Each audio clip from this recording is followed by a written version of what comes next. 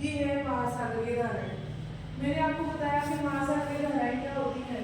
तो महासागरीय धाराएं जब नदी के समान जल का प्रवाह हो, एक निश्चित दिशा में, निश्चित गति से, निश्चित स्थान से निश्चित स्थान तक जो नदी की तरह अगर महासागर का जल का प्रवाह होता है तो वो क्या कहलाता है? महासागरीय धाराएं। महासागरीय धाराएं दो प्रकार की होती हैं। कितने प्रकार की होती हैं? दो प्रकार की होती हैं।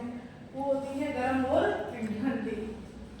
गर्म और ठंडी। ठंडी देखो मैंने डॉट डॉट करके जो दर्शाया है वो ठंडी धाराएं हैं और जो लाइन से दर्शाया है वो गर्म धारा है। मैं देख रही हूँ यहाँ पे ये देखो, ये जो दक्षिण से उत्तर की तरफ अलास्का की तरफ जो धारा बढ़ रही है, अलास्का की गर्म धारा है। जो कैलिफोर्निया की तरफ बढ़ रही है डॉट डॉट से, ये कैलिफोर्निया की ठंडी धारा है। ये उत्तरी विषुवत रेखीय धारा है जो आगे चल करके इधर कुछ द्वीपों से, फिलीपींस के द्वीपों से टकरा के क्यूरोशियो की धारा में बदल जाएगी। आगे क्यूरोशियो और आयोशियो का जापान के पास में संगम होगा जहाँ पे खूब सारा कोहरा छाता है।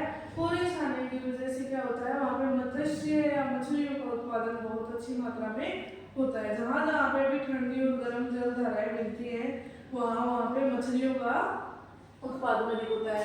इधर से लेब्राडोर की धारा आएगी, ये ठंडी धारा है क्योंकि ये घुमो की तरफ से आ रही है। और इधर से गर्म धारा, ये उत्तरी विषुवत रेखीय जो धारा थी है ना, नॉर्थ इक्वेटोरियल जो ये धारा है ये गल्फ स्ट्रीम की धारा में बदल जाएगी। इधर से लेब्राडोर की धारा में फाउंडलैंड के पास में खूब सारी मछलियों का उत्पादन हुआ क्योंकि इधर से ठंडी धारा आई, इधर से गर्म आई। ठंडी और गर्म का जहाँ भी संगम हुआ कोहरा छाया और मछली वहाँ पे कोहरा छाने से क्या होता है, विशिष्ट प्रोटीन युक्त कुछ शैवाल या घास का उत्पादन होना शुरू हो जाता है महासागरों में, जिससे मछलियों की संख्या बढ़ जाती है। कुछ धारा ये गल्फ स्ट्रीम के आगे चल के नॉर्वे की तरफ चली जाएगी। कुछ धारा वापस कनारी की धारा के रूप में अफ्रीका के पश्चिमी तट में आएगी जो कि ठंडी धारा है। इधर हम देख रहे हैं कि दक्षिणी अमेरिका में ये जो ठंडी जल धारा है ये क्या कहलाती है, हम्बोल्ट की धारा कहलाती है। ये ब्राजील की धारा है जो भी गर्म है। इधर से फोकलैंड की धारा है जो ठंडी है। इधर से कौन सी धारा आएगी, ये ठंडी धारा, इसका क्या नाम है, फोकलैंड। ये परीक्षा में पहले क्वेश्चन आया हुआ है आज से 4 साल पहले। फोकलैंड की धारा को विश्व के मैप पे अंकित करो।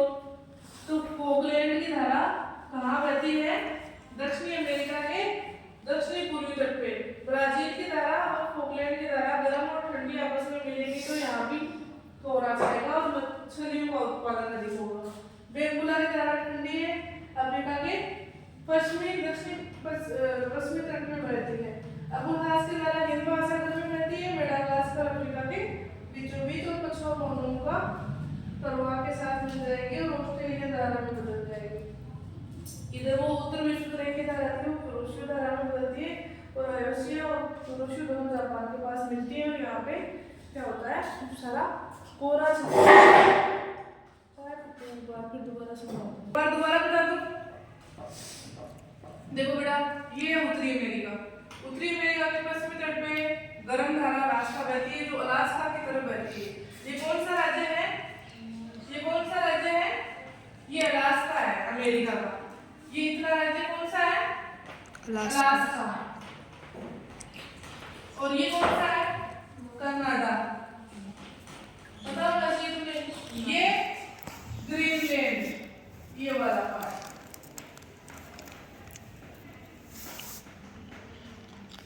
ठीक है ना, ऐसे मालूम होना चाहिए आपको। तो बेटा अलास्का की धारा गर्म है, कैलिफोर्निया की धारा ठंडी है। ठीक है, इधर हम्बोल्ट या पेरू की धारा जो दक्षिणी अमेरिका के पश्चिम तट पे बहती है ये उत्तरी विषुवत रेखीय धारा है। मेक्सिको की खाड़ी से गुजरते हुए फ्लोरिडा के तट से होते हुए गल्फ स्ट्रीम के नाम से जानी जाती है। हम देखते हैं कि ध्रुवों की तरफ से लेब्राडोर की धारा आती है। गल्फ स्ट्रीम और लेब्राडोर का न्यूफाउंडलैंड के पास में संगम होता है। कुछ धारा नॉर्वेजियन धारा रेनेल की धारा के रूप में बहती है, कुछ धारा वापिस कनारी की धारा में बदल जाती है। इधर हम देख रहे हैं ब्राजील के तट के पास ब्राजील की गर्म धारा, नीचे से दक्षिण से उत्तर की तरफ ठंडी या फोकलैंड की धारा अर्जेंटीना के तट पे बहती है। अफ्रीका के दक्षिण पश्चिमी तट की बात करें, यहाँ भी ठंडी धारा बहती है पश्चिम से उत्तर की तरफ, जो बेंगुला की धारा के रूप में जानी जाती है। मेडागास्कर और दक्षिणी पूर्वी अफ्रीका के बीच में अबुलहास की गर्म धारा बहती है, जो पछुआ कौमों के प्रभाव में आकर के ऑस्ट्रेलियन धारा के रूप में ऑस्ट्रेलिया के पश्चिमी तट पे बहती है। ठीक है, इधर हम देख रहे हैं कि जो ये वाली उत्तर विषुवत रेखीय धारा थी, ये उत्तर विषुवत रेखीय धारा इधर फिलीपींस से टकरा करके क्यूरोशियो की धारा में बदल जाती है। क्यूरोशियो की धारा दो भागों में बढ़ जाती है। अगर ये जापान के पश्चिम की तरफ चलती है तो इसे सुशीमा की धारा बोलते हैं, और अगर ये इधर जाती है तो इसे क्यूरोशियो की धारा बोलते हैं। जापान के पास में ध्रुवों की तरफ से आने वाला अरशियो की धारा और क्यूरोशियो की धारा दोनों आपस में टकराती है और यहाँ पे मोरा जाता है, जिसकी वजह से मध्यस्थीन का पालन होता है। समझ में आ गया आपको सारे।